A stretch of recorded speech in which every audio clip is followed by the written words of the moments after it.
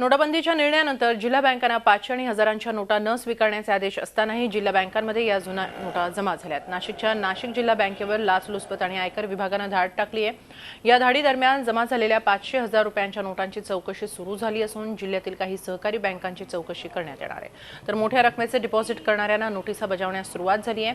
विशेष म्हणजे जिल्हा बँकांना 500 आणि हजारांच्या नोटा स्वीकारण्यास बंदी असतानाही जिल्हा बँकेत अशा रीतीने जुन्या नोटा कशा जमा झाल्या हा खरा प्रश्न आहे। दरम्यान जिल्हा मध्यवर्ती बँकांनी विश्वासार्हता गमावली आहे। राज्यात अनेक बँकांवर प्रशासक आहे। जिल्हा बँकेच्या पदाधिकाऱ्यांच्या हातातच शेतकऱ्यांच्या खात्याच्या नोंदी आहेत, त्यामुळे तिथे काळे पैसे पांढरे करण्याचा उद्योग नक्की झाला होता अशी टीका कृषी राज्यमंत्री सदाभाऊ खोत यांनी केली आहे। राज्यातल्या एकाही जिल्हा मध्यवर्ती बँकेला व्यवहार करण्याचा, पैसे घेण्याचा, बदलून देण्याचा मला तर वाटतंय केंद्र सरकारने परवानगीच देऊ नये। कारण जर अशी परवानगी जिल्हा मध्यवर्ती बँकेला दिले तर हे सगळे घोटाळे बहादर त्या ठिकाणी जातील आणि अनेक शेतकऱ्यांच्या नावे त्यांच्याकडे याद्याच्या याद्या आहेत, गावाच्या याद्या आहेत आणि त्या शेवटी रेकॉर्ड त्यांच्या हातामध्ये, ते सगळे त्यांचे काळे पैसे पांढरे करून या माध्यमातून घेतील।